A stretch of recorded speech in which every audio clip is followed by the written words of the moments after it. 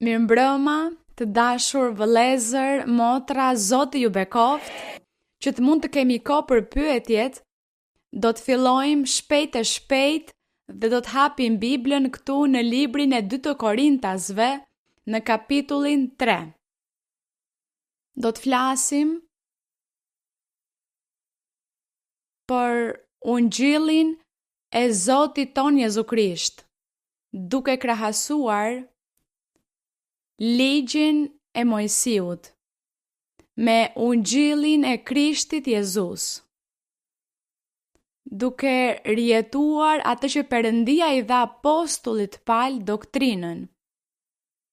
Dhe do të përpiqemi edhe ne këtu të nxjerrim, të shohim në thellësi çdo fjalë, që edhe pse ka shumë përkthime, gjithsesi mesazhi është i njëjtë. Edhe pse ka shumë përkthyes në shumë gjuhë dhe duan ndoshta të ndryshojnë ndonjë fjalë, do ta ndryshojnë, por kurrë nuk do mund të ndryshojnë mesazhin, thelbin. Temën që Perëndia që nga fillimi ka dashur që ne ta dinim, që të kishim në duart tona këtë libër, që të mësojmë nga Perëndia dhe që të mos devijojmë nga rruga. Kështu Perëndia i thoshte Mojsiut, shkruaj në një libër, në atë kohë në pergamene, dhe Mojsiu shkruante ose urdhëronte që të shkruheshin të gjitha përvojat e përditshme me Perëndin ton. Do të ishte mirë sikur edhe ne të bënim të njëjtën gjë, por është e pamundur. Këtu është një pjesë e fjalëve që Zoti u lejoi shenjtorëve të tij, profetëve të tij, apostujve të tij të shkruanin, që ne sot të kënaqemi. Kështu që do të kënaqemi me librin e 2 Korintasve kapitulli 3, thot apostulli Paul duke folur në një farë mënyre për veten e tij dhe për të gjithë apostujt e tjerë, shërbenjës të Zotit. Dhe thot, a fillojmë përsëri të rekomandojmë veten tonë? Duke folur ai për veten e tij personalisht dhe për apostujt e tjerë. Dhe duket se në disa vende ju kërkonin letra rekomandimi për të parë nëse mund të besohej fjalëve që ata po predikonin apo jo. Dhe prandaj ai protestonte duke thënë, po ne nuk do të rekomandojmë veten tonë. Nuk do t'ju tregojmë letra rekomandimi, sepse letrat e rekomandimit jeni ju. Është kisha, besimtarët, mrekullit që Perëndia u bën vazhdimisht njerëzve. Këto gjëra janë më të mira se një letër rekomandimi.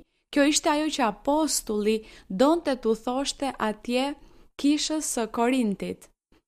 Dhe prandaj ai thoshte se nuk ishte nevoja për letra rekomandimi, apo mos kemi nevojë si disa për letra rekomandimi për ju ose për rekomandime nga ana juaj.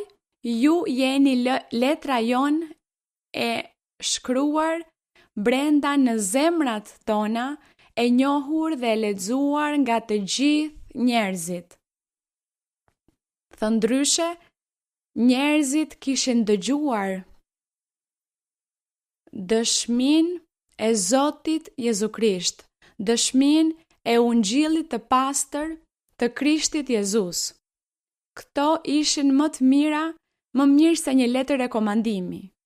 Dhe në vargun numër 3 thot, duke qenë manifestuar se jeni letër e Krishtit, e hartuar me anë të shërbesës son dhe e shkruar jo me bojë, por me frymën e Perëndisë së gjallë, do me thënë shfaqja, manifestimi i frymës së Perëndisë në mbledhjet e kishës, në kishë, dhe mrekullit dhe shenjat që Perëndia po bënte. Kjo ishte më mirë se një letër e shkruar me bojë. Dhe thot se fryma e Perëndisë që lëvizte brenda zemrave të njerëzve,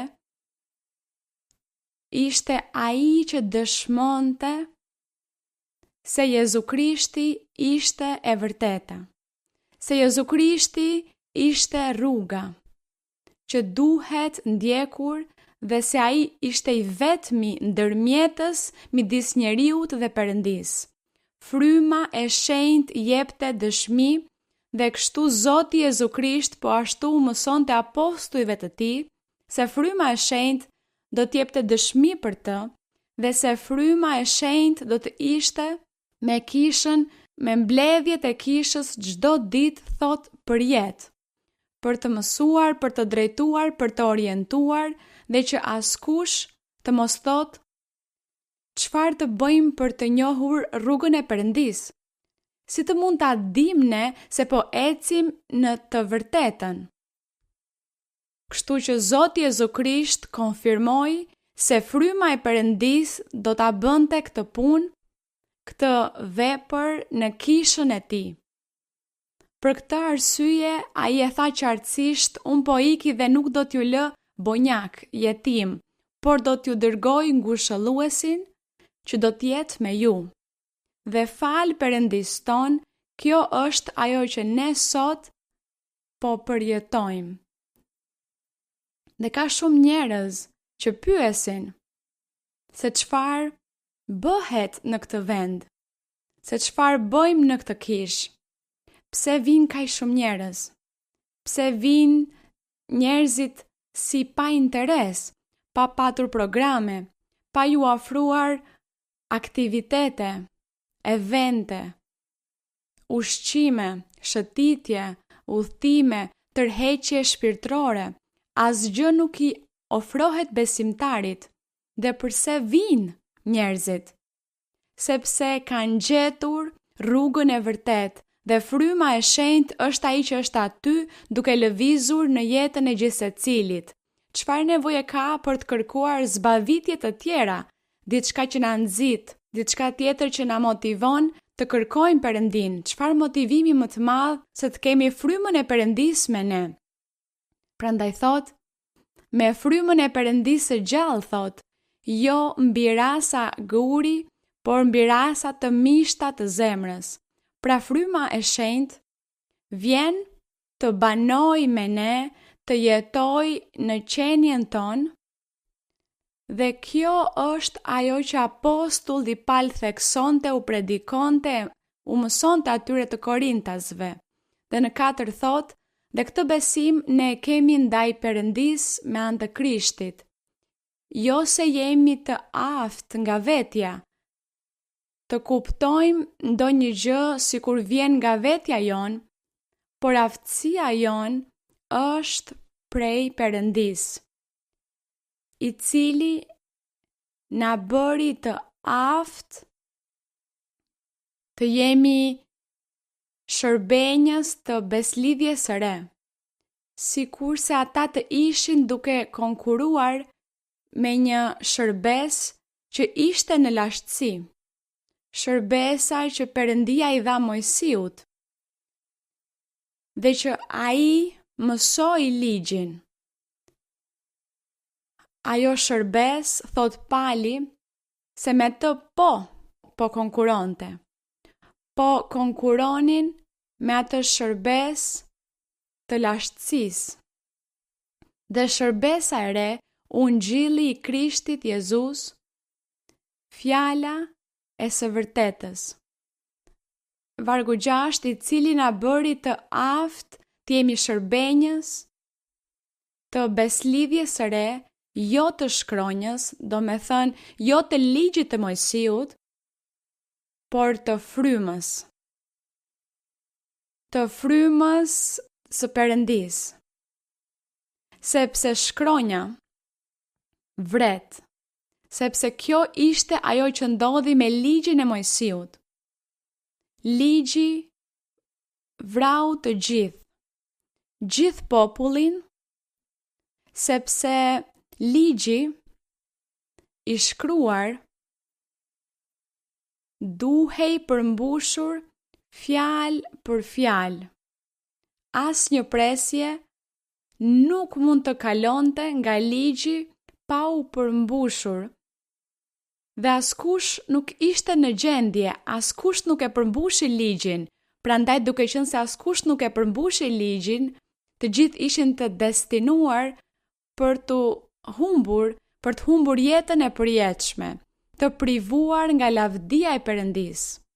Por vjen beslidhja e re, vjen shërbesa e re, vjen Krishti dhe thot, asnjë jot, asnjë pik nuk do të mbetet pa u përmbushur, sepse gjithçka duhet të përmbushet dhe gjithçka e ligjit duhet përmbushur dhe ai e përmbushi, për të na dhënë neve liri, për të na dhënë ne një rrugë më të lehtë dhe të thjesht shpëtimi, për të arritur atje të banojmë me Perëndin. Kjo ishte ajo që Zoti bëri. Dhe prandaj këtu apostulli gjithmonë u mëson dhe thekson mbi atë ligj të së kaluarës, mbi shkronjën, kur thot shkronja vret shpirtin. Ai që nuk përmbush ligjin nuk do të jetojë nëpërmjet ligjit. Dhe ai që përmbush të gjithë ligjin do të jetojë nëpërmjet, ti do të ketë jetë të përjetshme, por askush nuk e përmbushi. Pra thot shkronja vret, nuk kuptonte ti merrte jetën dikujt fizikisht, por të vdisje shpirtërisht për Perëndin. Pra këtu në vargun 6 kur thot sepse shkronja vret, por fryma i jep jetë, fryma e Perëndis. Ungjilli është fryma e Perëndis duke punuar në zemrat e njerëzve. Fryma e Perëndis është i njëjti Zoti Jezu Krisht, është i njëjti ungjilli i pastër, fjala e gjallë. Kjo është liria. Ungjilli i Krishtit është liria. Fryma e shenjtë është ai që po punon.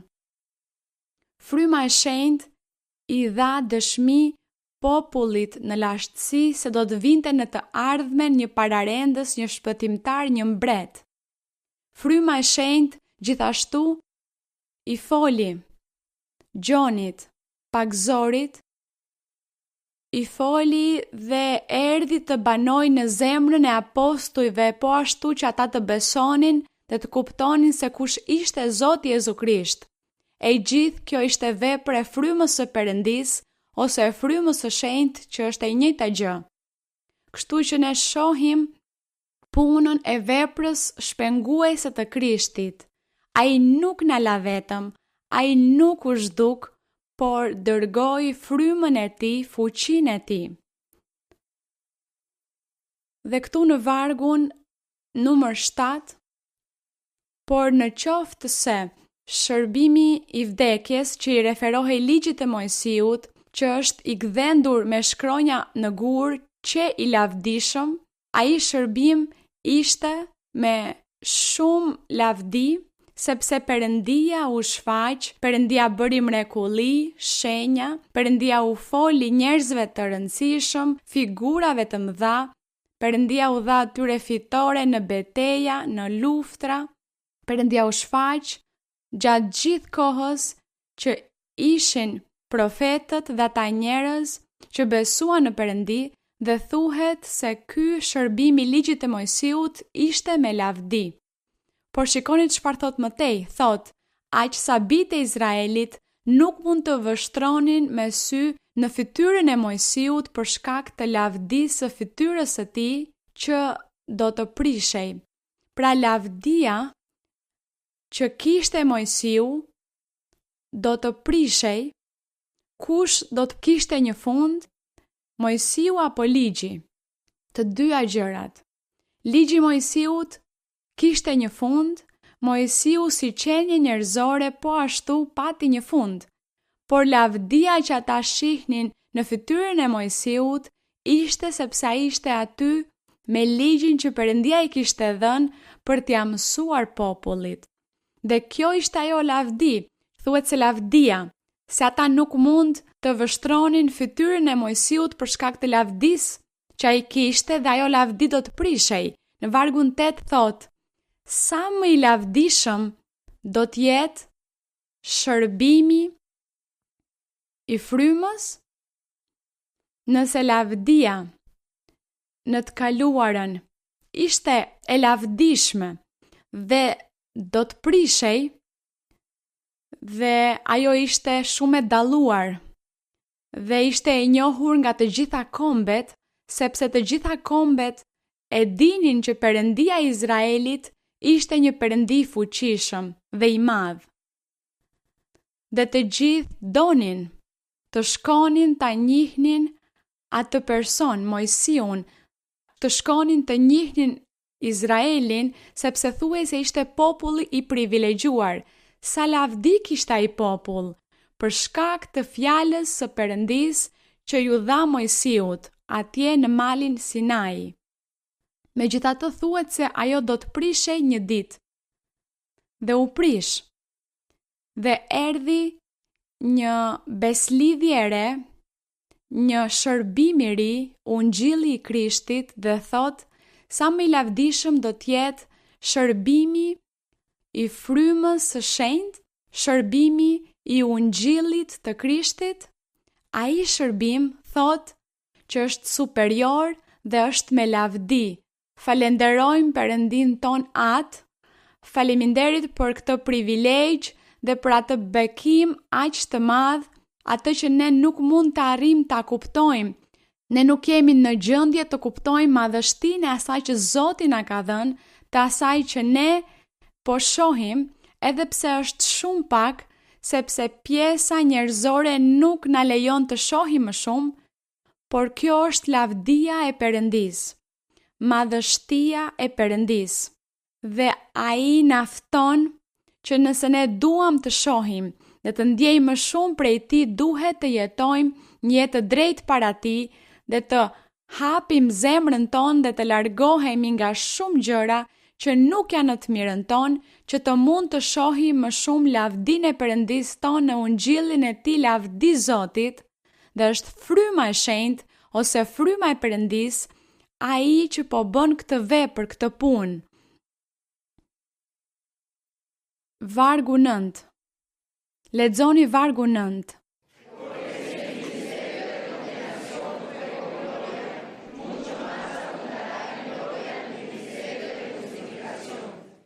Le ta vlerësojmë këtë. Ta çmojmë. Le të mos rrim të përgjumur, të futur në mendime, të menduar, duke vëzhguar dhe duke parë botën, dhe shkojmë në kish, me dembelizëm, të lodhur, pa pasur besim në Zot, pa shpresuar tek ai, i bëjmë gjërat, mirë, po i bëj, do të këndoj, do të hap sot gojën për të kënduar, por do të këndoj me zë të ulët. Nuk do të duartrokas sepse më shikojnë të tjerët që duartrokas. Nuk do t'i jap lavdim Perëndisë sepse më vjen turp, që të më shohin njerëzit çfarë turpi. Kështu jemi. Të shpërqendruar, nuk kemi kuptuar madhështinë e Perëndisë, atë që Perëndia na ka dhënë. Gjërat që kemi, gjërat që kemi përjetuar, përjetimet tona shpirtërore që kemi jetuar me Perëndin, nuk dim t'i çmojmë dhe as t'i vlerësojmë. Dhe nëse ne do t'i vlerësonim, do të ishim ndryshe. Me siguri Zoti çdo njërit prej nesh do të na kishte dhënë një punë, dhe me siguri ju do të ishit duke predikuar, duke mësuar, duke bërë mrekulli, duke rindërtuar jetë shpirtërore, duke u dhënë gëzim shumë njerëzve, do të shihnit ju shenjat që Perëndia do të bënte me gjithsecilin prej jush, sepse duhet të vlerësojmë dhe të çmojmë këto gjëra që Perëndia na ka dhënë dhe vendin ku Perëndia na ka sjell. Dhe duhet të kërkojmë pjesën e thellë të Perëndisë.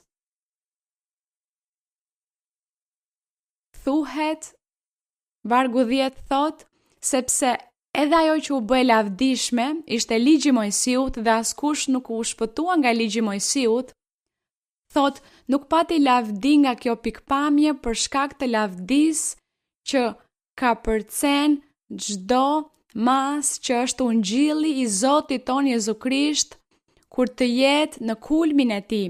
Dhe kur themi se ungjilli i Krishtit duhet të jetë në kulmin e tij, është sepse fryma e Perëndis duhet veprojë në çdo jetë, në çdo zemër të jetë duke dhënë dhunti, duke bërë mrekulli dhe duke bërë shumë shenja që ju të ndërtoheni në jetën tuaj shpirtërore dhe që ju të rriteni dhe ju të flisni dhe të predikoni dhe të punoni të shërbeni Perëndis dhe të predikoni shumë njerëzve, sepse ka shumë njerëz që nuk e din rreth Perëndis, nuk e njohin Perëndin, dhe ata ka nevojë sepse kjo është puna që Perëndia na ka dhënë, puna të cilën Perëndia ka dërguar që të bëjmë.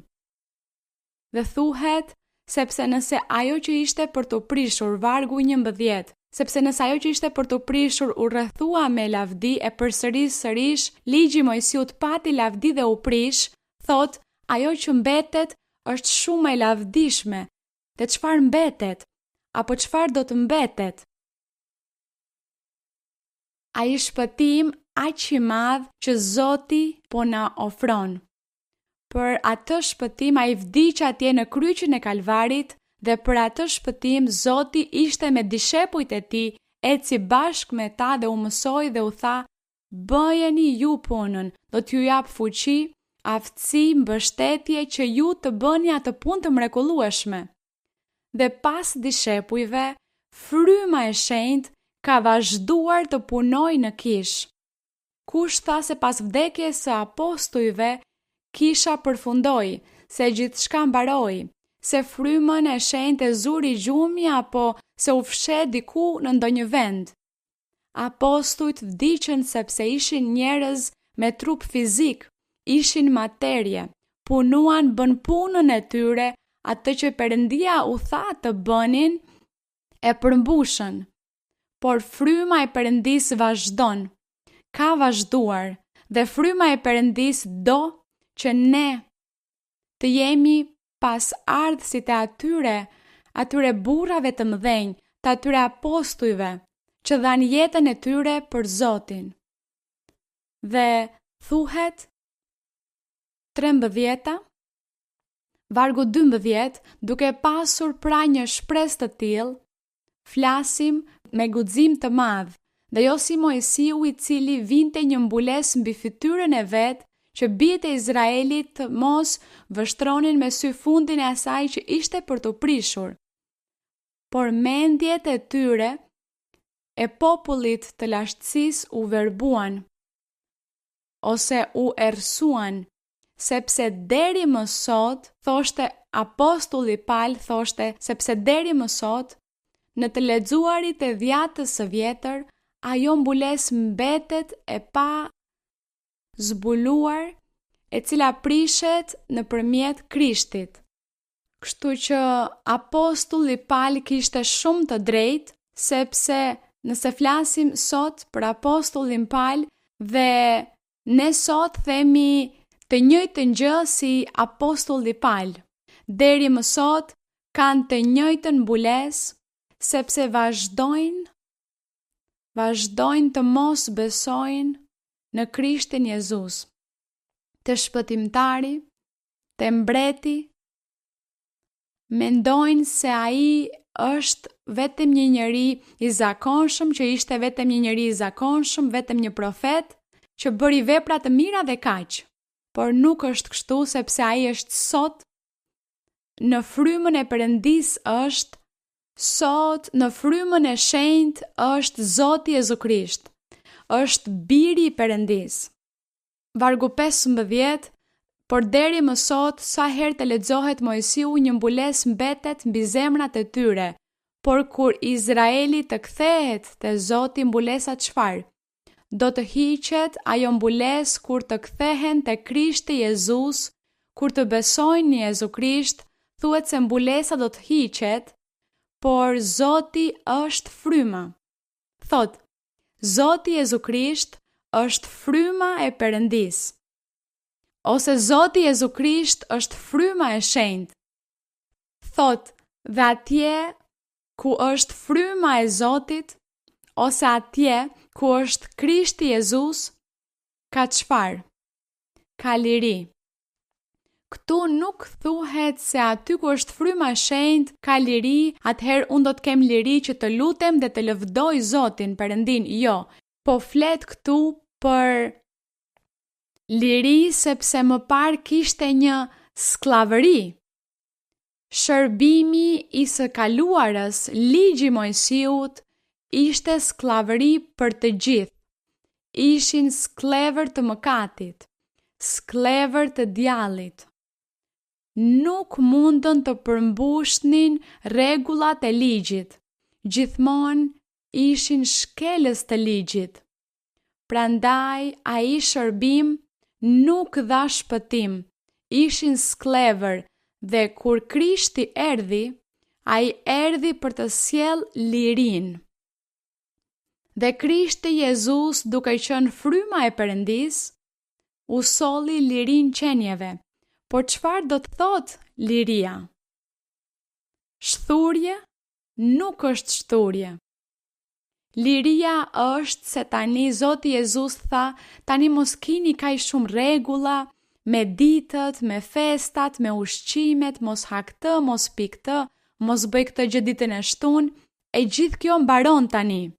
Kjo është skllavëri, askush nuk mundi ta përmbush. Tani mjafton që të besoni në Jezu Krisht. Besoni se Jezu Krishti është rruga që të çon në jetën e përjetshme. Ai është biri i Perëndis, se ai është shpëtimtari, dhe pasi e besojmë këtë, atëherë ai menjëherë jep frymën e tij të shenjtë personit, dhe fryma e shenjtë vjen te personi, vjen në zemrën e atij personi dhe e transformon. Pak e nga pak fillon personi të ndryshojë, sepse fryma e shenjtë vjen në jetën e atij personi dhe i heq prirjen mëkatare, i heq këto dëshira materialiste, pasionet e mishit mëkatare. E gjithë kjo është vepra që bën fryma e shenjtë, fryma e Perëndis. Kjo ishte ajo që ndodhi, ky quhet Ungjilli i pastër i Jezu Krishtit. Dhe prandaj këtu thuhet, por Zoti është fryma, dhe atje ku është fryma e Zotit, atje ka liri, personi është i lirë, burrat dhe gratë janë të lirë, tani më nuk janë sklever të djallit, sepse fryma e Perëndis, ose fryma e shenjtë, ose Zoti Jezu Krisht, vjen në jetën tuaj dhe ju ndryshon dhe ju filloni të ndryshoni. Ju vetë, pa ju thënë askush, filloni të largoheni nga gjërat që ju mendoni që nuk i pëlqejnë Perëndis, ju nisni të ndryshoni dhe ju jeni të lirë. Tani më nuk jeni sklever të djallit, tani më nuk jeni sklever të mëkatit, jeni të lirë tani më. Çfarë lirie? Zoti më ka bërë të lirë, isha skllav i mëkatit, unë isha i lidhur me zinxhir, i lidhur me vese, i lidhur me legsin, i lidhur me të pasurin, një zemër të keqet, mos pasurit vlera. Por Krishti Jezus, fryma e tij e shenjtë, fryma e Perëndis, u rilinda përsëri, duhet të lindim përsëri dhe aty thuhet se vjen liria në jetën tonë, të qenurit të lirë dhe tani më nuk kemi sklever as të djallit, as të mëkatit, sepse Krishti, ose fryma e shenjtë, ose fryma e Perëndis vjen të jetoj me ne, të banoj me ne, dhe ai nis na pastron dhe kështu djalli nuk mund vi kundër nesh për të na sklavëruar sërish. Kjo është ajo që thot vargu 17 thot, por Zoti është fryma dhe atje ku është fryma e Zotit, atje është liria, do me thënë në zemrën e burrave apo të grave atje ka liri. Por ne të gjithë, duke sot ditur fitur zbuluar lavdinë e Zotit si në pasqyrë, shndrohemi në të njëjtën shëmbëllim nga lavdia në lavdi si prej frymës së Zotit. Pra ne po evoluojmë shpirtërisht, ne evoluojmë çdo ditë, thuhet se ne shndrohemi nga lavdia në lavdi. Cila është lavdia që ju keni sot? Në këtë moment, cila është lavdia që ju mund të keni nga Zoti? Unë tani më u ktheva te Zoti, jam pagzuar në ujë, Zoti më ka ndryshuar dhe kam ndaluar së mëkatuari, kisha një vestë të caktuar dhe tani e lash. Kjo quhet një lavdi që ju tani më keni. Dhe pastaj Zoti më pagzoi me frymën e tij dhe tani po profetizoj një lavdi tjetër më shumë. Pastaj unë kam lexuar shumë Biblën dhe kam mësuar doktrinën dhe Zoti po më zbulon gjëra dhe po më mëson, po më aftëson në doktrinë dhe unë nuk kam mësuar fëmijëve të mi, familjes time shumë doktrinë dhe janë lumturuar shumë. Një tjetër lavdi më shumë që po i shtohet jetës tuaj shpirtërore. Pastaj, unë tani po shkoj në kish, po vi në kish, po vendos duart dhe shumë njerëz kanë dëshmuar se janë shëruar përmes vendosjes time të duarve, një lavdi tjetër më shumë. Dhe po ashtu kisha shumë vese, shumë mëkate brenda meje, kisha shumë zili, kisha mëri dhe Zoti mi ka hequr të gjitha këto. Tani jam i lirë nga të gjitha këto gjëra, një lavdi më shumë që keni ju në jetën tuaj shpirtërore. Prandaj thuhet, shndrohemi nga lavdia në lavdi derisa të arrijmë te përsosmëria. Sepse Krishti premtoi, ai tha se do të shenjtëronte kishën e tij, do ta përsoste, sepse ai dëshiron një kishë të përsosur, pa njoll, pa rrudh, që ashtu ta paraqes para vetes së tij një ditë në dasmën e qengjit. Pra, këto janë lavdit. Numëroni ju sa lavdi keni që nga momenti kur e njohët këtë vepër të mrekullueshme, që kur njohët këtë kishë dhe keni përjetuar këto përvoja në kishë, numëroni ju lavdit tuaja. Dhe ato që ju presin dhe ato që do të vinë më vonë në jetën tuaj të përditshme. Këto janë lavdit që gjithë secili ka. Është një pjesë ku apostulli Paul thot, një gjë është lavdia e diellit, një tjetër lavdia e hënës, apo jo, një tjetër lavdia e yjeve. Thot, çdo trup ka lavdinë e tij dhe thoshin çfarë janë lavdit. A e kuptuat ju tani se çfarë janë lavdit? Sa dhunti frymërore keni ju? Ndoshta dikush thot Zoti më ka dhënë 6. Atëherë shikoni aty 6 lavdit që keni në atë aspekt. Dhe ndryshimi i jetës që keni pasur, kjo është një lavdi tjetër. Mënyra se si Perëndia ju ka përdorur për të profetizuar ose për të lutur për shërim është një lavdi tjetër. Doktrina që keni mësuar, një lavdi tjetër më shumë. Numëroni lavdit që Perëndia ju ka dhënë juve. Kjo pra, shndrohemi nga lavdia në lavdi në të njëjtin shëmbëllim të Krishtit dhe çdo gjë nga kush? Kush është ai që e bën këtë vepër? Fryma e shenjtë, fryma e Perëndisë që është bariu ynë që kemi në mbledhjet e kishës, që po na kullot, po na prin dhe po na mëson, po na drejton dhe po na orienton. Le të lejojmë që ai të na udhëheq. Le ta lejojmë që ai të na mësoj. Prandaj Zoti thoshte në të kaluarën përmes një profeti dhe të gjithë do të mësohen nga Perëndia, lavdi Zotit, dhe kjo po përmbushet sepse fryma e shenjtë po na mëson. Lavdi Perëndis ton, faleminderit Atit ton qellor. Tani do të fillojmë me disa pyetje. Mirëmbrëma motër, mirë se erdhët në Florida, ju dhe gjithë shoqëruesit tuaj. Kam një pyetje nga Bibla dhe gjendet në 2 citime biblike. E para ndodhet në librin e Mateut, kapitulli 21, vargu 20 dhe 21. Vargu 20 flet mbi mallkimin që ra mbi pemën e fikut. Kur e pan këtë, dishepujt të çuditën dhe thanë: "Si u tha fiku në çast?" Dhe Jezusi duke u përgjigjur u tha atyre: "Në të vërtet ju them që po të keni besim dhe të mos dyshoni, do të bëni jo vetëm atë që unë i bëra fikut, por edhe sikur t'i thoni këtij mali, hiqu andej dhe hidhu në det, kjo do të ndodhë. Citimi i dytë biblik gjendet në librin e Gjonit, kapitulli 14, vargu 12.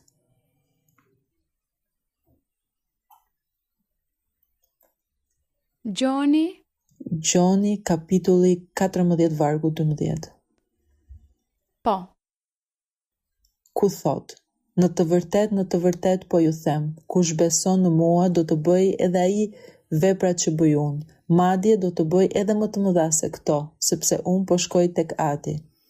Kur Zoti Jezu Krisht mallkon pemën e fikut, e bën pasi në atë moment ai kishte bindjen se Perëndia do ta mbështeste fjalën e tij. Dhe kështu ai mallkon pemën e fikut dhe ajo thahet. Pra si të thuash, ai besoi, pranoi dhe pati bindje. Janë të shumta mrekullitë që Zoti Jezu Krisht bëri nëpërmjet apostujve. Një prej shembujve është apostulli Pjetër, që kur pa të paralizuar në derën e tempullit, ai i thot, "Çohu nga shtrati" dhe ai u ngrit menjëherë. Më lind një pyetje këtu.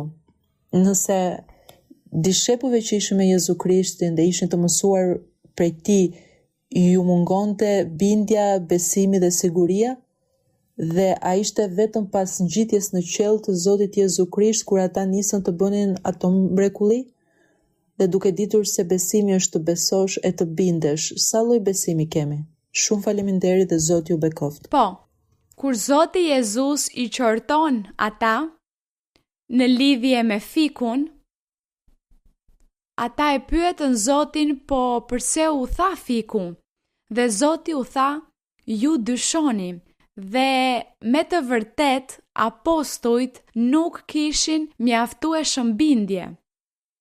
Ata ndiqnin Zotin, e dëgjonin, mësonin doktrinën, por brenda tyre po ashtu kishte një farë frike, sepse ata ishin judenj, kishin qenë judenj.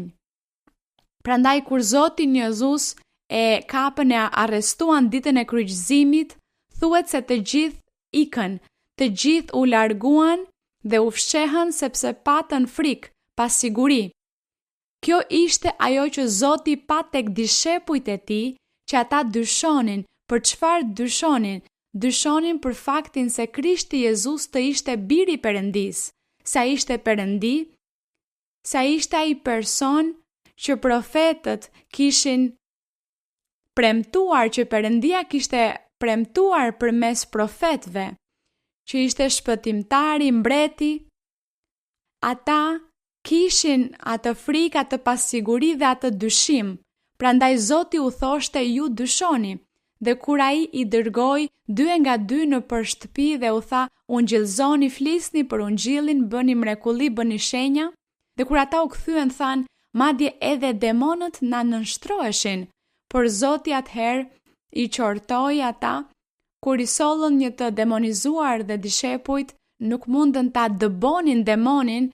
Zoti pase ishte prej dyshimit dhe pasigurisë së apostujve, së dishepujve, dhe Zoti për këtë arsye i qortonte. Por Zoti e dinte se pasi Zoti të ngrihej në qell, të ngjitej, do t'ua hiqte atë vel, atë mbulesë që ata kishin, dhe ata do të kuptonin të vërtetat e Perëndis dhe se kush kishte qenë Zoti Jezu Krisht. Prandaj ata vajtuan më vonë, ata vajtuan që nuk kishin pasur bindjen, sigurin, kur ecën me Zotin Jezu Krisht, kur ai ishte fizikisht në mish me ta. Kjo ndodhi, dhe këtu kur Zoti u flet në librin e Gjonit është e njëjta gjë, kur u thot se ai që beson tek Zoti, por ai po u fliste për të ardhmen. Thot ai që beson në Zot, ai do të bënte të njëjtat vepra, do me thënë mrekullit, shenjat, gjithçka që Krishti kishte bërë, të mësonte doktrinën, thoshte se ai që beson do të bëj të njëjtën punë, sepse kjo ishte aftësia, fuqia apo mbështetja që Perëndia do t'ju jepte besimtarëve të tij. Ishin këto 2 faza që ata jetuan. Apostujt filluan të kenë bindje dhe siguri pasi Zoti Jezus u ngjit në qell, sepse thuhet se ai u hoqi si një vel, si një hi nga sytë, dhe ata reaguan dhe aty po besuan aq shumë dhe patën aq shumë siguri sa që prandaj ata dhanë jetën e tyre për të mbrojtur çështjen e ungjillit të Krishtit. Kjo ishte pra. Mirë, vazhdojmë. Mirëdita motër Maria Luisa, sot ju bekoft, pranoni përshëndetje të ngrohta nga Atlanta dhe Uruguay. Kam një pyetje në lidhje me librin e zbulesës, kapitulli 12, vargu i parë. Po. Zbulesa 12:1. Po. U shfaq një shenjë e madhe në qiell, një grua e veshur me diell, me hënën në këmbët e saj, dhe mbi kokën e saj një kuror me 12 yje. Motër, pyetja ime është, apo flet këtu për kishën, apo... Flet për kishën e Zotit Jezu Krisht.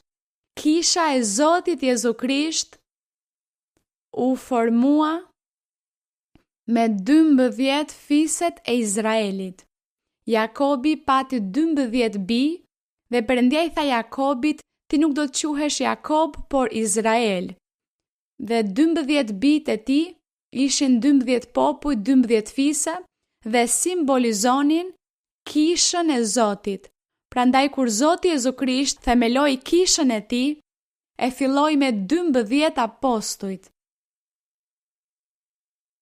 Dhe prej kësaj, në librin e zbulesës, kur thuhet se u pa një grua e veshur me 12 yje, thuhet? Me 12 yje, i referohet kishës. Por ajo kishë e Zotit Jezu Krisht që përpara themelimit të botës ekzistonte, ajo ekzistonte me Perëndin. Kur Perëndia krijoi njeriun, atëherë Perëndia çdo gjë e bëri materiale dhe fillon njeriu të jetojë një etapë në jetën e tij, qenjet dhe kisha është aty. Është aty në esencën e jetës apo të zemrës së çdo njeriu të cilit Perëndia i bënte premtime. Në jetën atyre figurave të mëdha si Methuselau, Enoku, Noeu, tek të gjitha ata ishte esenca e kishës së Zotit. Pastaj te Mojsiu, më pas te populli i Izraelit, më vonë te pjesa e mbetur e popullit që shkoi të jetonte në Babiloni, që u kthyen, dhe nga aty erdhi Krishti Jezus. Aty ishte esenca, kisha e Zotit ka qenë te esenca, në mendjen e Perëndis, në planin e Perëndis, me gjithë ata njerëz që pa e ditur nuk e dinin pse ekzistonin. Ata ekzistonin sepse brenda tyre mbartnin diçka madhështore, një vepër madhështore, një ndërtesë, një tabernakull, një kishë, një popull. Kjo është kisha e Zotit. Prandaj, në librin e zbulesës Perëndia jep vegimin Gjonit, ku ai isha atë grua që zbret nga qielli me 12 yje, është kisha e Zotit. Është kisha e Zotit Jezu Krisht. Mënyra se si Perëndia thotë se do ta madhëroj atë dhe kisha po ashtu reflektohet tek ne. Dasht Perëndia që ne të jemi në praninë e tij, amen.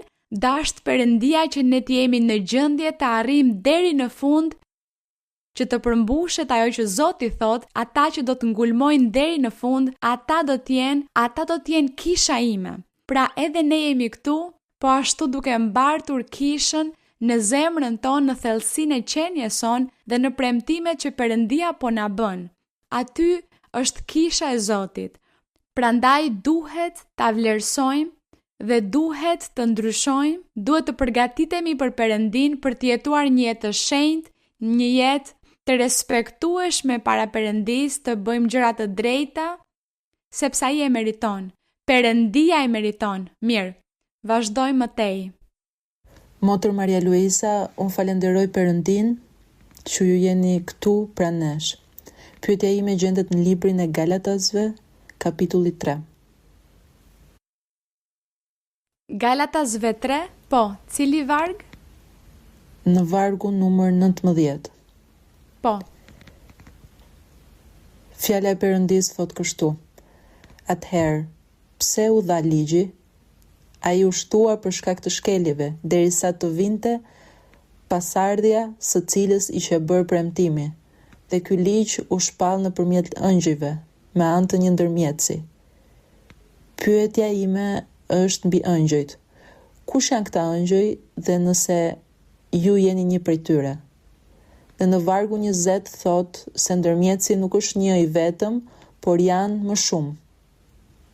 Janë më shumë. Mund të jenë apostuj, apo edhe ne që jemi thirrur për të shërbyer Perëndis. Pasi thot këtu se ndërmjetësi nuk është ndërmjetësi një anë të vetme, kurse Perëndia është një. A mund të ma sqaroni këtë varg, motër? Galatasve 3 vargu 19 thot, atëherë pse u dha ligji për shumë arsye. Ligji u shtua për shkak të mëkatit që u bë që nga Adami. Që nga Adami filloi mëkati, njerëzit u shumuan dhe mëkati po ashtu u shumua mbi tokë, derisa Perëndia vendosi të dërgonte një përmbytje sepse kishte shumë ligësi dhe shumë mëkat.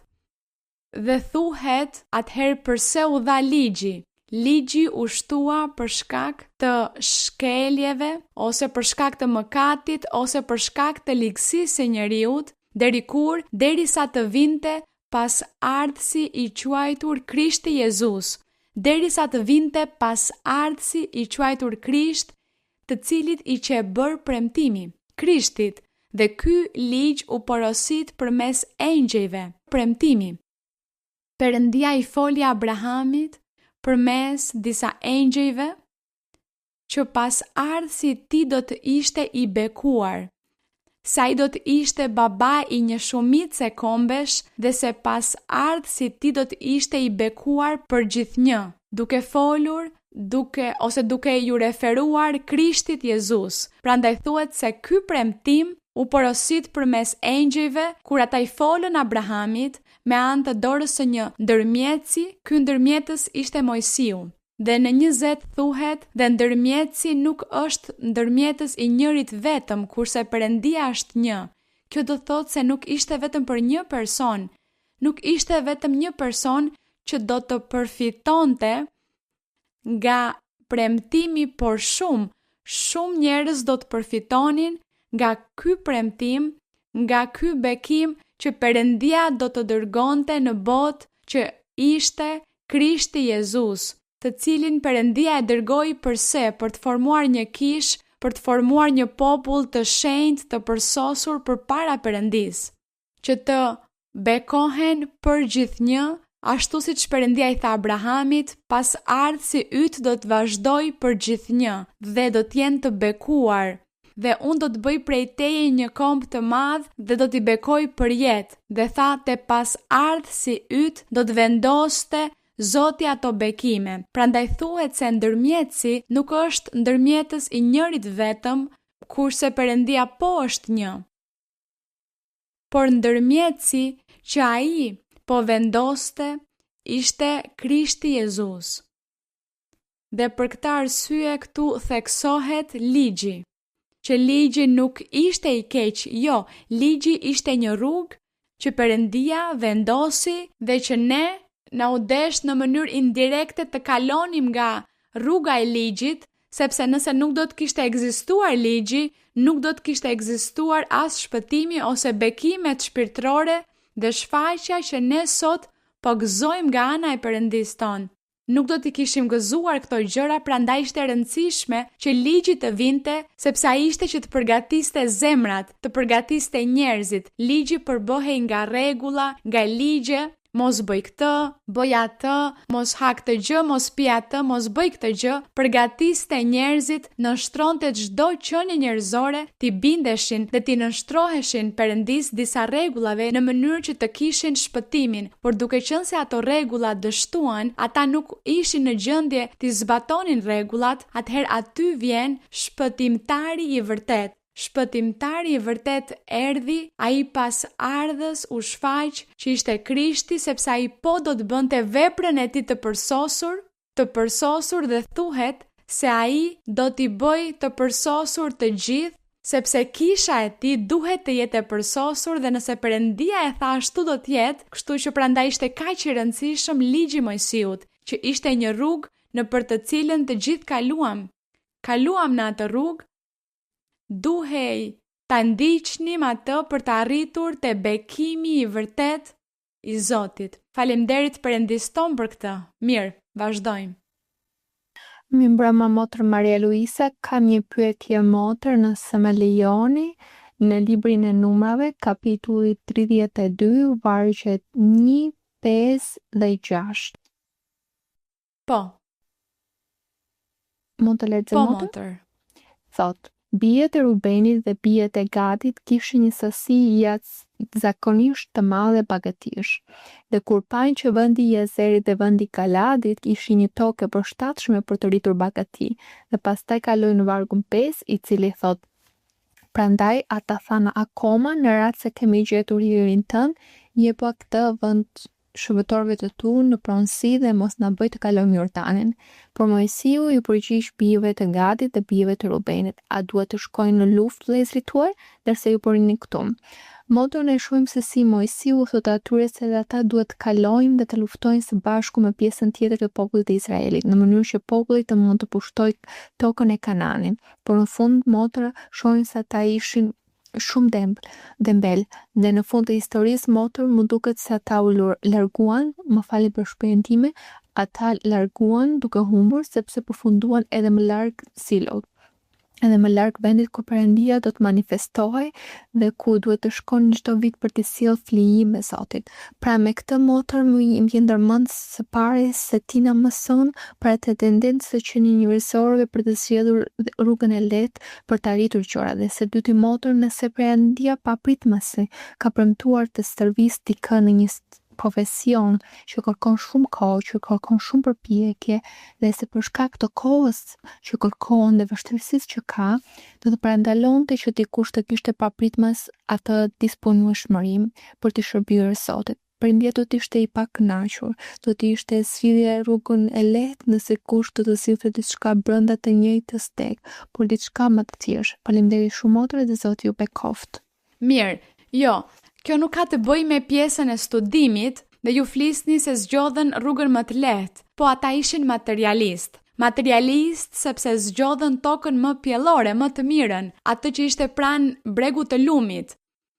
Dhe ata po ashtu nuk e dinin se ku Perëndia do të vendoste tabernakullin e tij.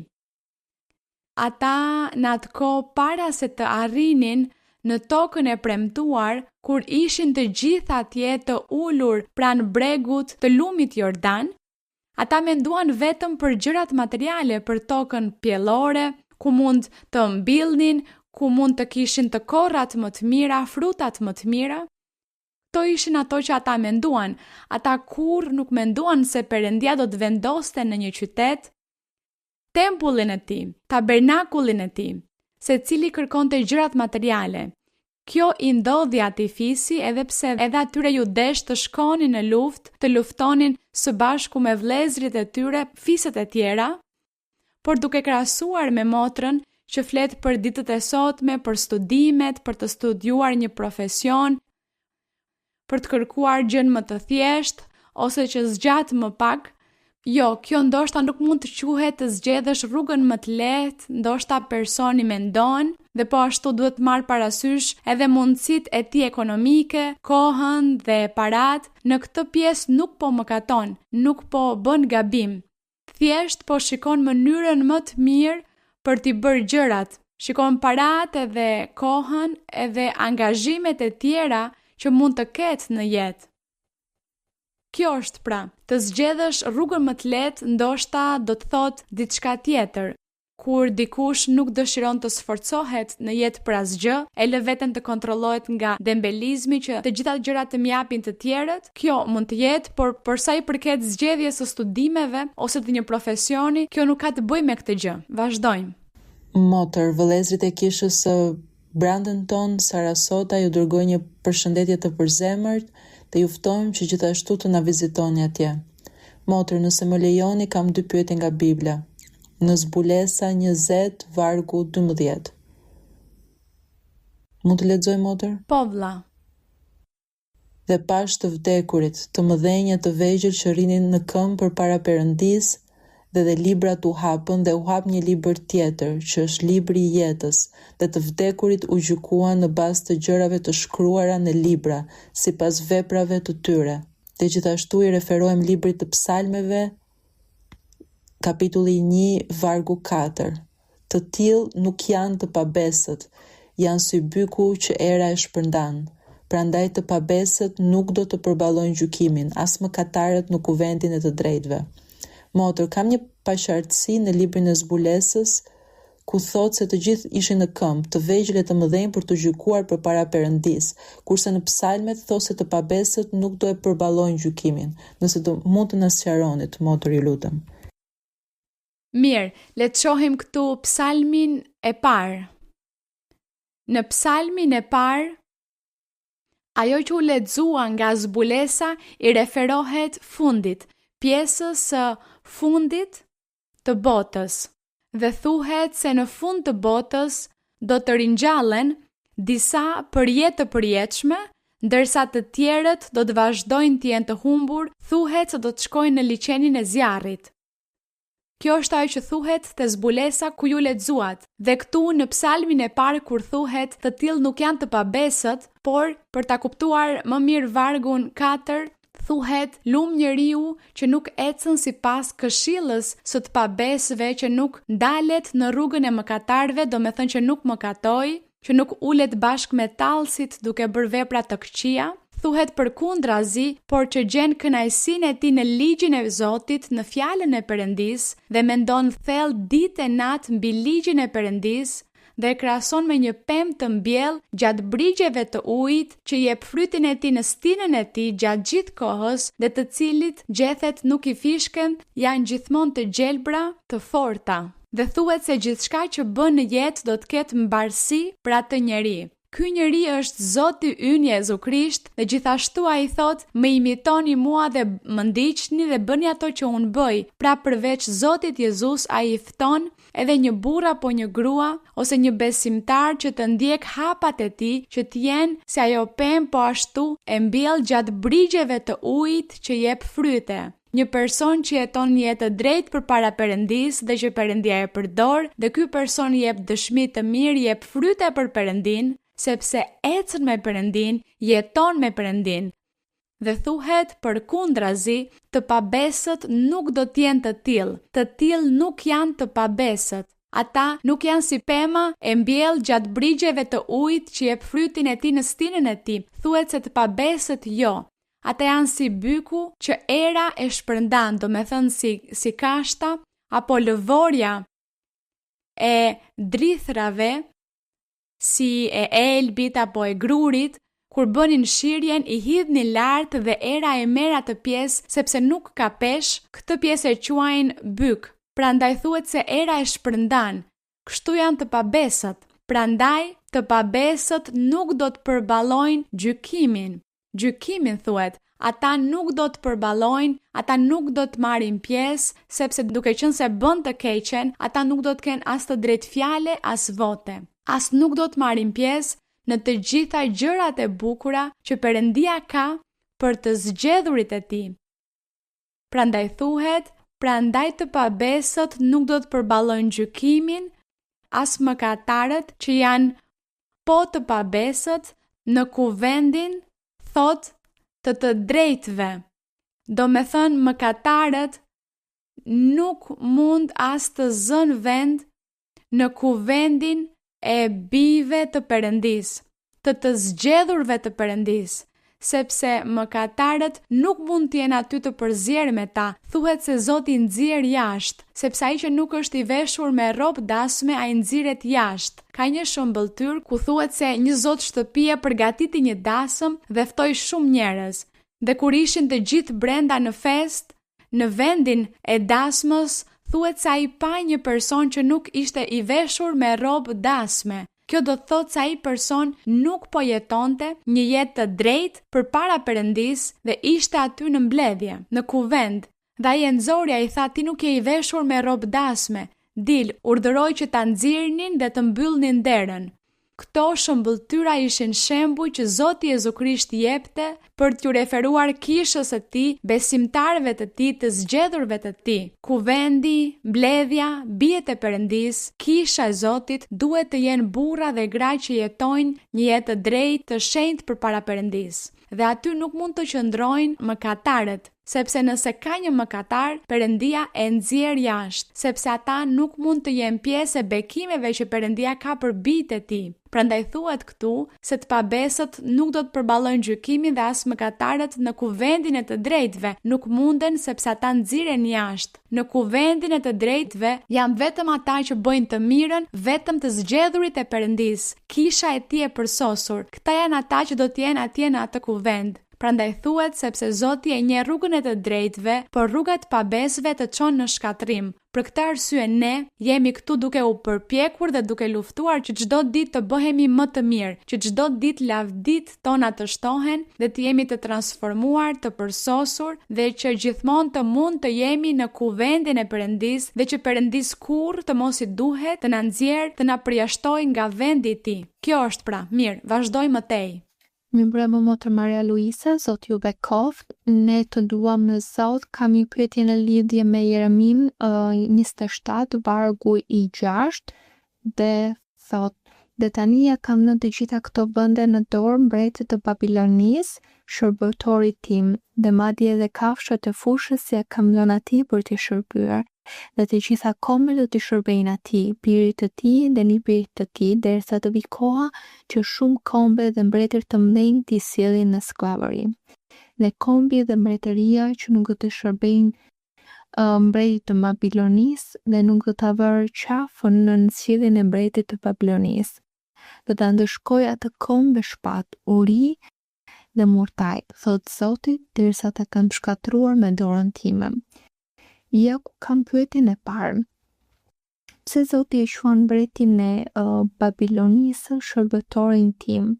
Një shërbëtor nuk do të thotë gjithmonë se është për të bërë të mirën, sepse Zoti e pati si shërbëtor për të ndëshkuar popullin e Izraelit, për t'i bërë të këqija popullit të Izraelit. Pra ishte shërbëtor i Perëndisë. Shërbëtorët në vende të tjera quhen shërbyes, shërbëtor apo shërbyes. Dhe ai ishte aty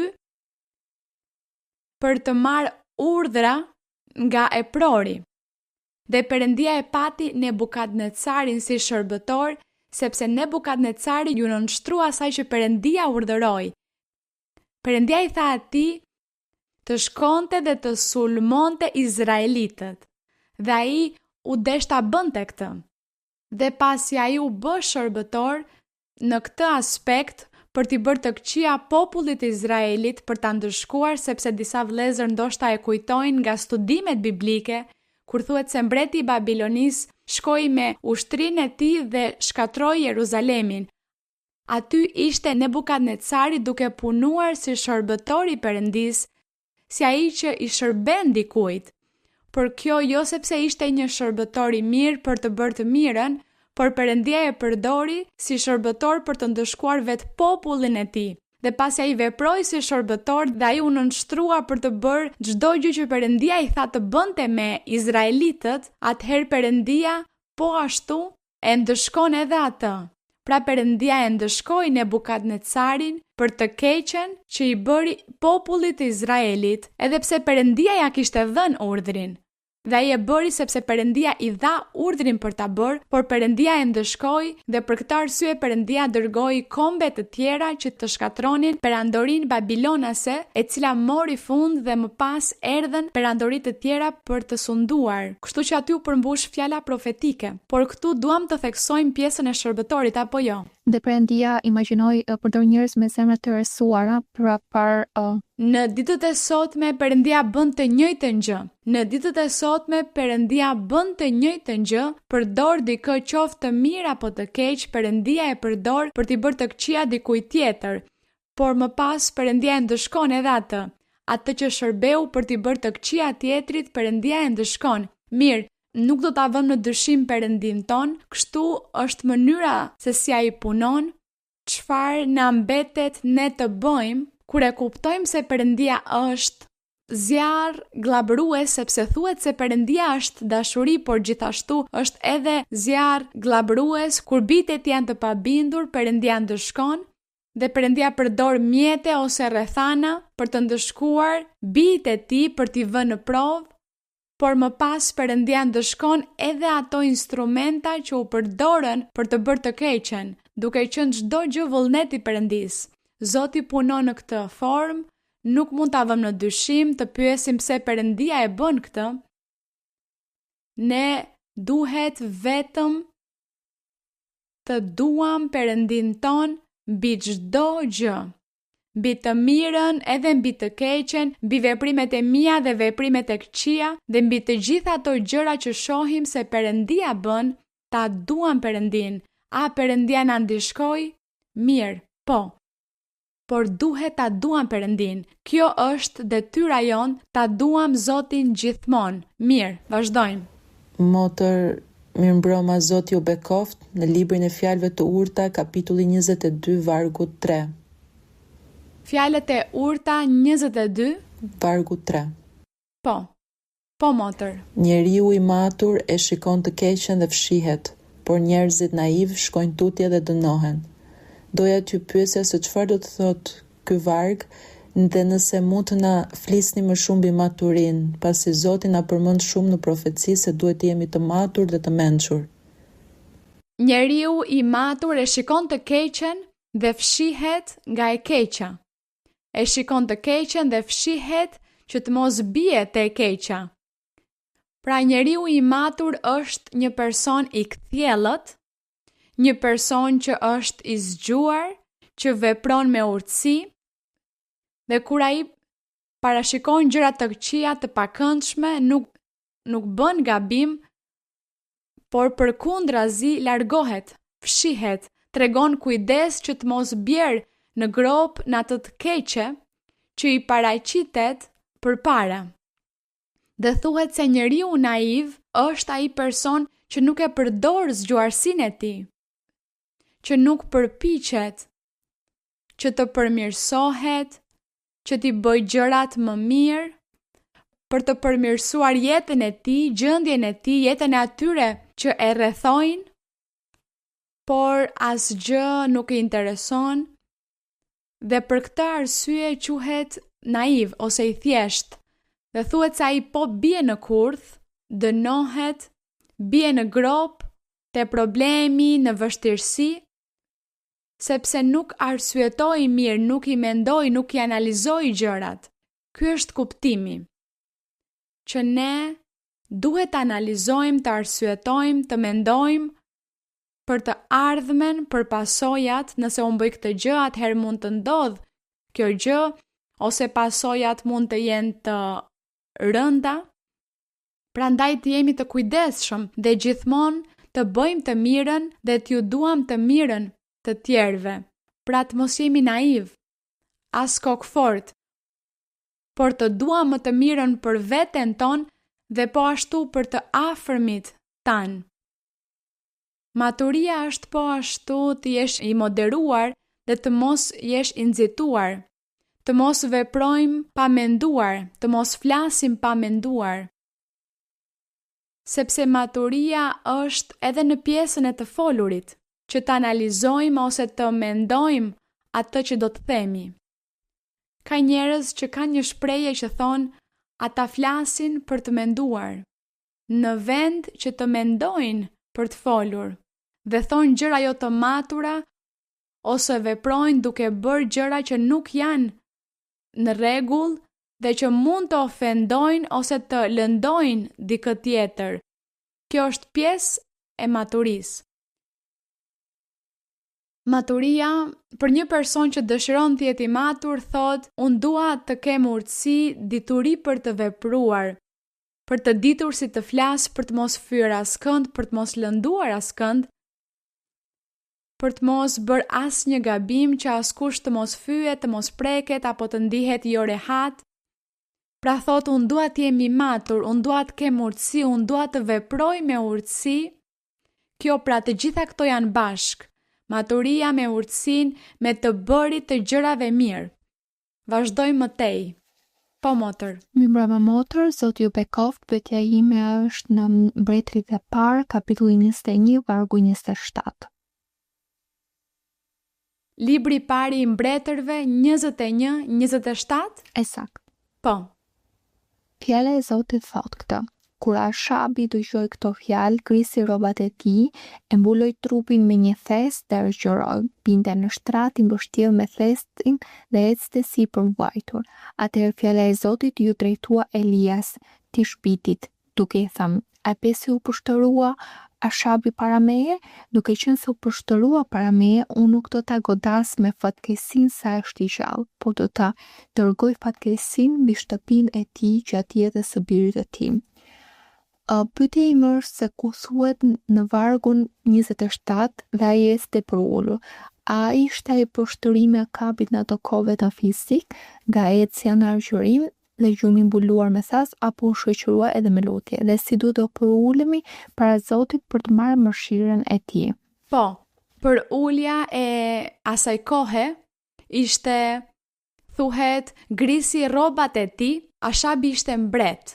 Grisi rrobat e tij mbretërore, e mbuloi trupin me një thes, do me thënë u vesh me një copë me të zeza, dhe kjo ishte diçka shumë e përçmueshme, ai si mbret i veshur në këtë mënyrë.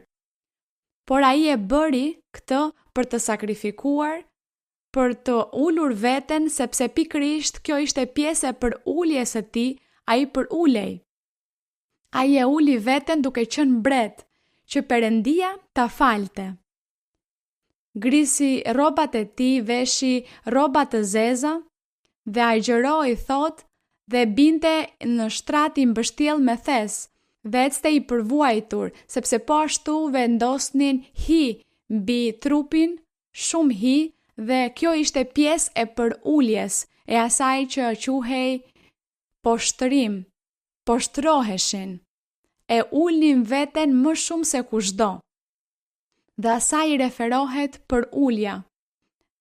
U për ul duke e bërë veten si të pavler dhe duke qenë mbreti. Dhe përse atëherë gjithë njerëzit do ta shikonin atë në atë gjendje, duke e parë atë, kjo ishte një për ulje. Atëherë gjithë këta i e bëri që Perëndia ta falte. Dhe Perëndia pa që ai e bëri me sinqeritet, dhe për këtë arsye Perëndia e fali dhe thot se nuk do t'i dërgonte ndëshkimin sa ishte gjallë ai, por gjatë jetës së birit të tij, sepse Perëndia e dinte se biri i tij do të ishte më i keq se ai më vonë. Prandaj tha, gjatë jetës së birit të tij unë do të dërgoj fatkeqësinë, por tani sa ai është gjallë, nuk do ta ndëshkoj sepse u përul. U bë si pavler dhe kjo ishte përulja në atë kohë, fizike. Sot për ulja jon nuk është fizike, por është në zemër. Ne të ndihemi më pak se të tjerët, jemi të përulur, të thjesht, të mos jemi krenar, të tërhiqemi, ndoshta na fyejnë, na shajnë, na thonë shumë gjëra, ne të heshtim si që bënte Zoti Jezu Krisht. Për Zotin Jezu Krisht shpifnin, e ofendonin, e fyenin, e pështynin në fytyrë, i thoshin shumë gjëra dhe ai qëndronte i heshtur, ai nuk thoshte asgjë. Ai po bënte çfarë? Po për ulej. Ai po për ulej. Ai për ulej. Kjo është për ulja. Të durosh të gjitha të këqijat e jashtme, gjithçka që i vinte, pa thënë asgjë, pa shkuar për t'u hakmarr, pa ndëshkuar, pa shkuar për t'u përballur, as me fjalë, as me veprime fizike, as me agresione. Kjo është lidhur me përuljen, kështu që sot ne, përulja jon nuk është më si ajo e të kaluarës, fizike, që e shikonin të gjithë, por tani është në zemër. Ne duhet të pranojmë përpara Perëndis gabimet tona, mangësitë tona, ato që bëjmë, t'i kërkojmë falje Perëndis, të ndryshojmë, të heshtim, të durojmë, të mos hakmerremi, të mos u bëjmë keq njerëzve sepse më bën ndonjë të keqe. Kjo quhet të përulemi përpara Perëndis. Vazhdoj më tej. Motër Maria Luisa, vërtet që nuk kam fjalë për t'ju shprehur dashurinë dhe mirënjohjen që ndjej kundrejt jush. Zoti nëpërmjet frymës së shenjtë, Motër, na nxit, na këshillon me ngulm që t'i japim atij vendin e parë.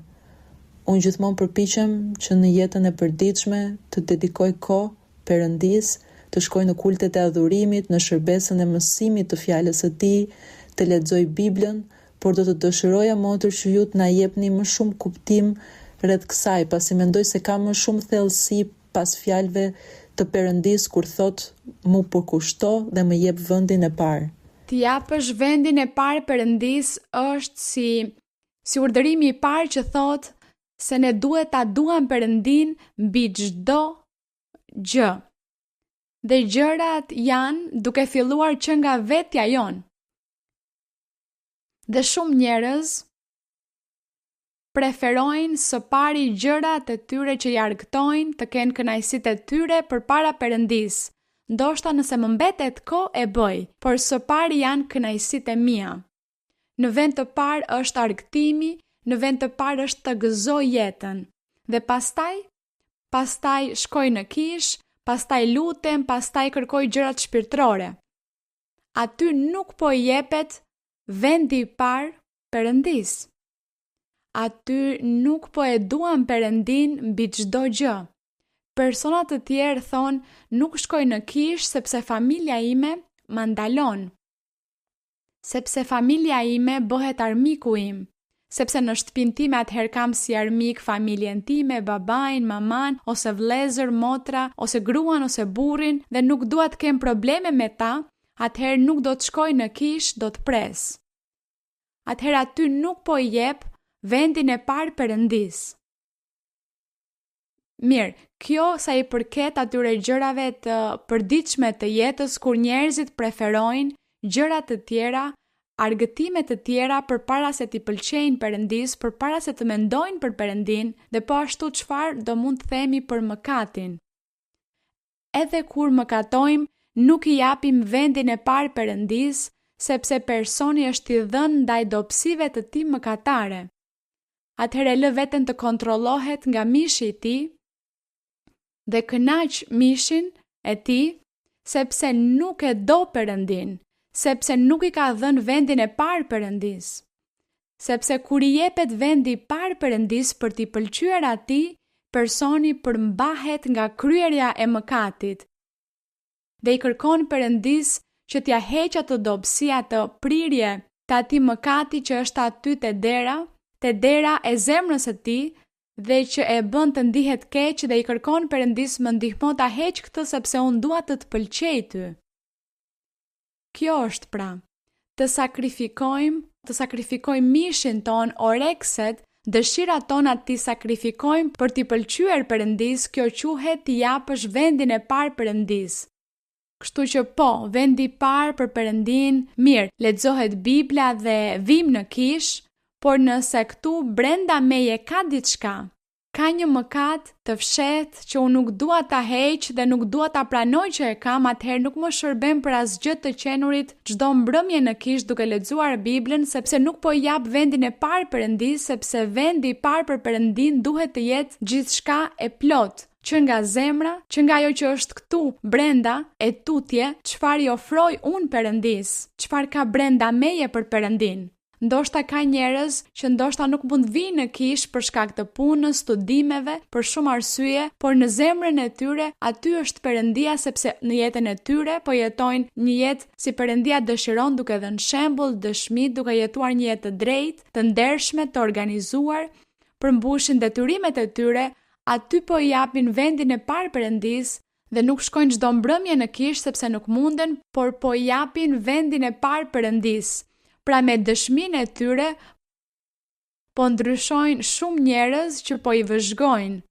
Ky person është i ndershëm, është i organizuar, ky person është i urtë, ky person është një person i mirë, kush tjetë vallë ky person, shikoni si është. Kështu që njerëzit do të admirojnë sjelljet e mira. Me këto gjëra i jepet vendi i parë Perëndis. Pra kjo, mëkati, duhet të largohemi, duhet të nxjerrim të keqen që është këtu brenda për t'i pëlqyer Perëndis. Mirë, kjo pjesë e t'i pëlqyerit Perëndis, ju vetë e thatë kjo është diçka shumë e thellë, nuk është vetëm të hapësh Biblën, të lexosh dhe të jesh këtu në mbrëmje në kish, por është diçka më e thellë që me të vërtet t'i japësh vendin e parë Perëndis dhe të thuash se duhet ta duam Perëndin mbi çdo gjë. Kjo është pra të ndryshoj dhe të dua që Perëndia të jetë gjithmonë i kënaqur me veprimet e mia, që unë të mos ndjej zili, as smëri dhe as të jem hipokrite, as gënjeshtare, duke mashtruar njerëzit sepse kjo Perëndis nuk i pëlqen. Atëherë nëse unë i kam këto gjëra, atëherë nuk po e dua Perëndin, nuk jam e sinqert dhe nuk po i jap vendin e parë Perëndis. Dhe nëse jam i papërgjegjshëm në shtëpi, nëse nuk punoj dhe as përmbush detyrat e mia në shtëpi si burr, si grua, nuk përmbush asnjë detyrim, nuk po jap vendin e parë Perëndis, sepse nuk po bën gjërat në shtëpinë e tij, në familjen e tij, i mungon që të jetë më i përgjegjshëm. Dhe nëse nuk ka përgjegjësi, nuk po i jepet vendi i parë Perëndis. Pra shikoni se të gjitha këto përfshin të dashurit të Perëndis mbi çdo gjë. Mirë, vazhdojmë. Mi mbrëma motër, Zoti ju bekoft shumë, jemi të gëzuar, kishita ju mirë prek. Motër, kam një pyetje në lidhje me Hebrejnë 11, kapitulli 14, kapitulli plet për besim, po dyshimi është për vargun 35, sepse apostulli Paul thot, gratë morën të dekurit e tyre me anë të ringjalljes, dhe të tjerat u torturuan duke refuzuar të liroheshin, në mënyrë që të fitonin një ringjallje më të mirë. Nuk e kuptoj këtë varg, motër. Në Bibël, nga gjërat që lexojmë në Bibël, tregohen histori të personave që u ringjallën. Pati shumë njerëz që u ringjallën dhe gjithashtu tregon historia se ditën kur Zoti Jezus vdiq, atë ditë po ashtu u ringjallën shumë njerëz, që tani më kishin vdekur, thuhet se dolën nga varret. Aty përmbushet kjo, thot se shumë morën përsëri të vdekurit e tyre sepse u ringjallën dhe të gjitha këto ishin duke besuar nga besimi tek Perëndia. Thuhet sepse duke pasur besim tek Perëndia morën të gjitha këto të mira. Kështu që ky është një kapitull shumë i bukur për të lexuar, është kapitulli 11 që flet për besimin. Që ndonjëherë njerëzit thonë sa e vështirë është të kesh besim, por sikur se vllaja ty pyeste sa besime ka, nëse ishte një besim apo 2 besime apo 3 besime. Pra besimi, le të themi ka një besim që është të besosh në Krisht si biri i Perëndis, si shpëtimtar, ky është besim. Dhe thuhet se ky besim vjen nga të dëgjuarit e fjalës së Perëndis. Dikush më mësoi mua se Jezu Krishti është biri i Perëndis dhe shpëtimtari, besova, dhe aty erdhi besimi im në të besuarit dhe të pranuarit se Zoti është mbreti, është shpëtimtari. Ky është një besim. Besimi tjetër është dhuntia e besimit, që Zoti thotë se do t'i jap dhuntinë e besimit dikujt. Midis dhuntive frymërore është dhuntia e besimit, dhe nuk ua jep të gjithëve, por disave ua jep këtë dhunti.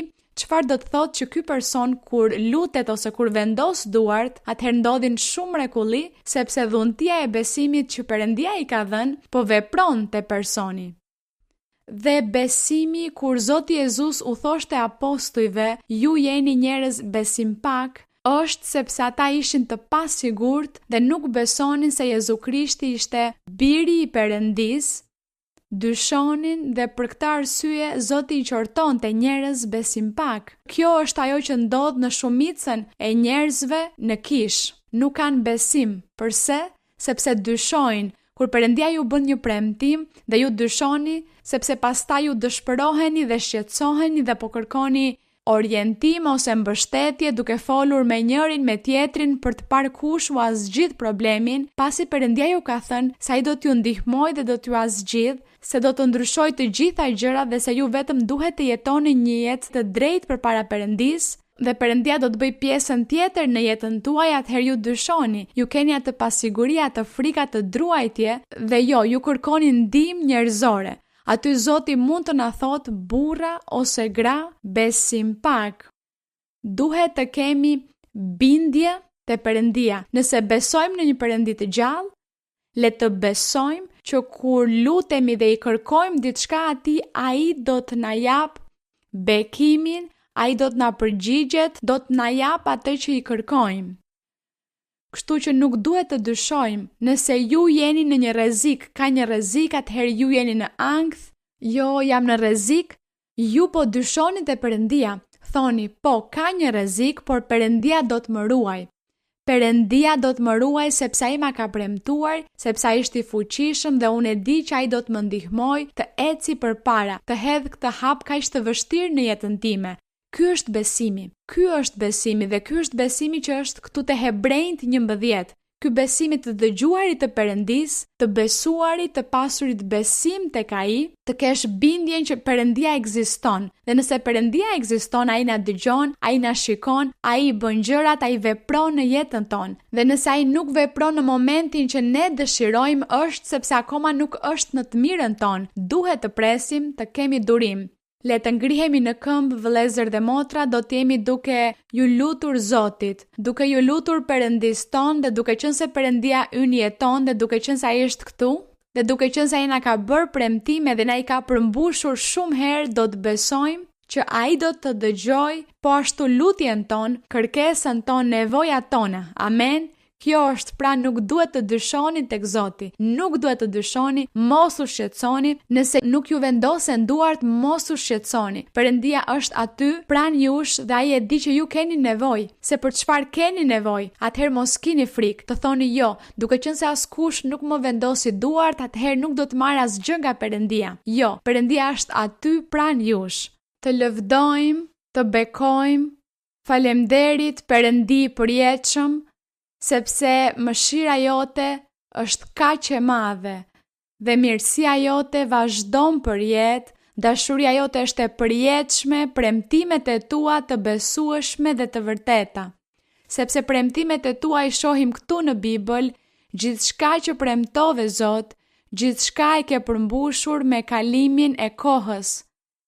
Përgjatë epokave, përgjatë shekujve, ke qenë aty duke ushqyer zemrën e njeriut, të njerëzve që vendosën besimin e tyre tek ti, të atyre që dëgjuan fjalën tënde dhe u përkushtuan për ty. Dhe që ne sot jemi këtu duke ndjekur rrugën,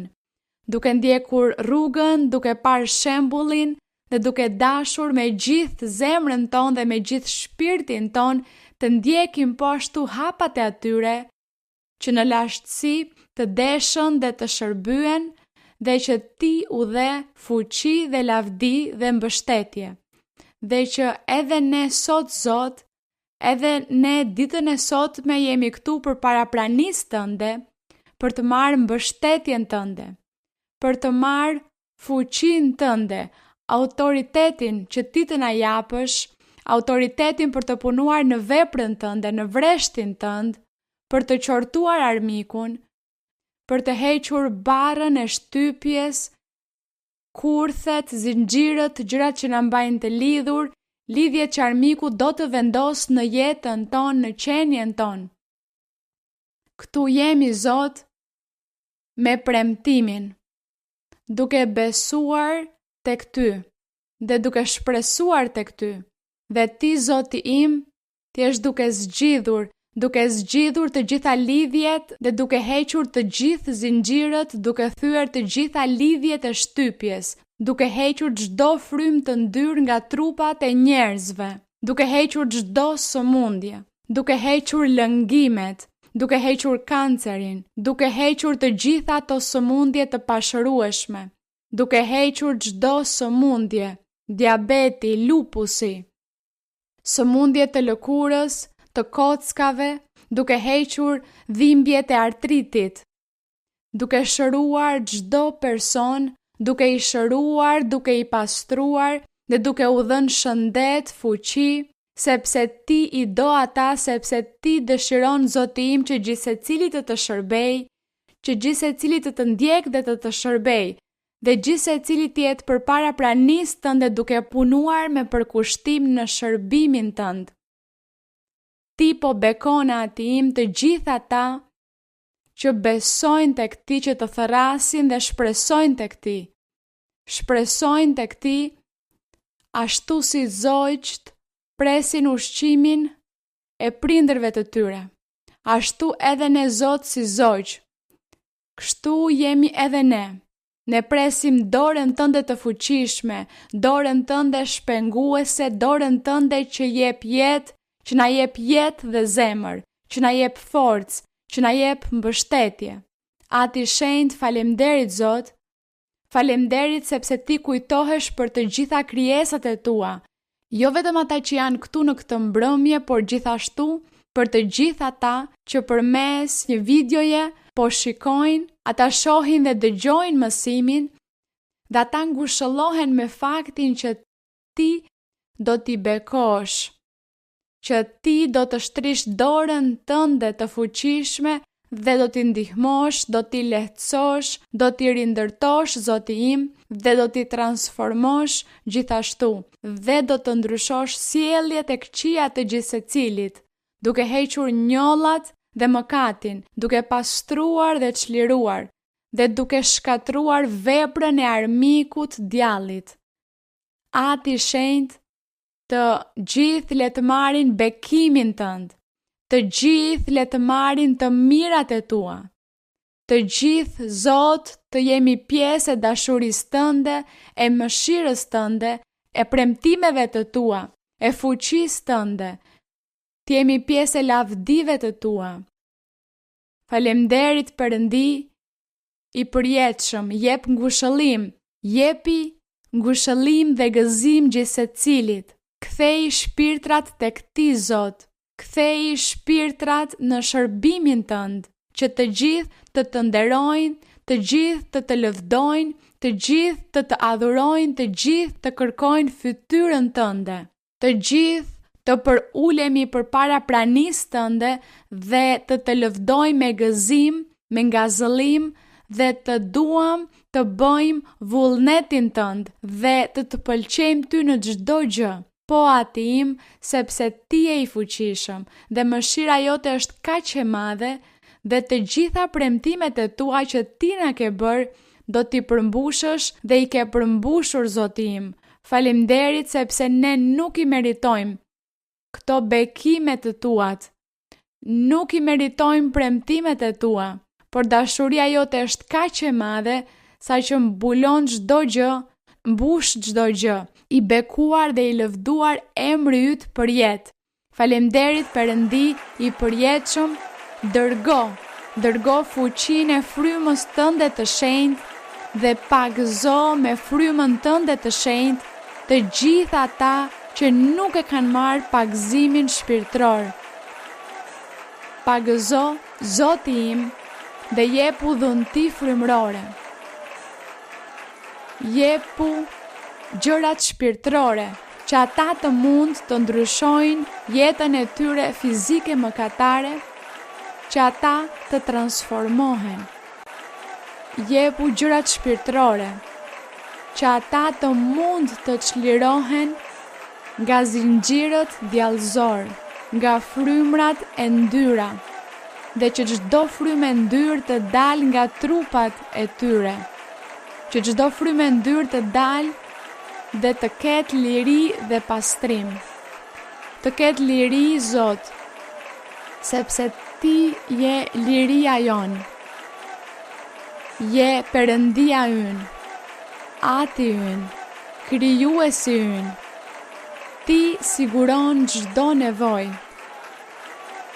Drejton jetën tonë shpirtërore dhe na korrigjon, na ndryshon. Ti, Zoti im, je i fuqishëm. Faleminderit Atë, faleminderit për mrekullit, për shenjat, për shërimet. Faleminderit po ashtu që dëgjon kërkesat e gjithë secilit dhe që i ngushëllon dhe që përmbush dëshirat e tyre, dëshirat e zemrës së tyre. Faleminderit Zot sepse të gjitha këto janë përpara pranisë tënde dhe ti njeh dhe ti e di se për çfarë ka nevojë gjithë secili dhe ti Zot je aty për të bekuar. Faleminderit i përjetshëm, faleminderit Zot, faleminderit në emër të Birit tënd Jezu Krisht nga Nazareti. Lëvdimet për ty Zoti im, lavdi Perëndis. Shumë faleminderit vëllezër dhe motra, Zoti ju bekoft. Zoti qoftë me ju gjithmonë. Zoti t'ju plotsoj të gjitha nevojat tuaja dhe t'u përgjigjet të gjitha kërkesave që ju keni. Dhe Zoti të bëj shumë mrekulli në jetët tuaja, që ju të mbusheni me lavdi nga lavdia në lavdi çdo ditë që kalon. Zoti ju bekoft dhe shihemi së shpejti. Faleminderit.